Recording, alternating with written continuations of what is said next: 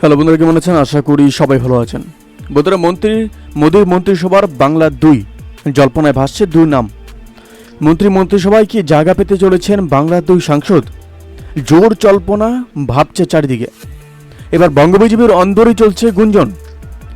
আদৌ কি শিখে ছিঁড়তে চলেছে বাংলার কোনো প্রার্থী? বাংলা কি পেতে পারে কোনো পূর্ণমন্ত্রী, নাকি আবারও প্রতিমন্ত্রীর দিকে বাংলাকে সাইডলাইন করা হতে পারে আশঙ্কা করছে রাজনৈতিক মহল। একটি সর্বভারতীয় সংবাদ মাধ্যমের সূত্রে জানা গিয়েছে যে বঙ্গবিজেপির 2 প্রার্থী যথাক্রমে অভিজিৎ গঙ্গোপাধ্যায় এবং শান্তনু ঠাকুরের কাছে ফোন গিয়েছে বিজেপির একদম ওপর মহল থেকে। জানা গিয়েছে তাদের ফোন করেছেন স্বয়ং মোদি। শুধু তাই নয়, তারা ইতিমধ্যে দিল্লিও রওনা দিয়ে দিয়েছেন। সকাল 11:30 মোদির আমন্ত্রিত চা চক্রে তাদের উপস্থিতি থাকার কথা।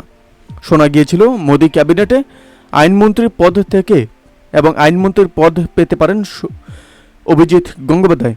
শুধু তাই নয়, ইতিমধ্যেই বাংলার আরও এক নবনির্বাচিত সংসদের কাছে এসে গিয়েছে ফোন। সূত্রে খবর, ফোন পেয়েছেন বঙ্গার সাংসদ শান্তনু ঠাকুর। তারপর থেকেই মন্ত্রী হওয়া নিয়ে জোর জল্পনা শুরু হয়ে গিয়েছে।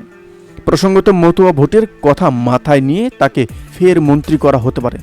সূত্রে খবর, যারা ক্যাবিনেট মন্ত্রী হচ্ছেন তাদের সরাসরি ফোন করেছেন নরেন্দ্র মোদী।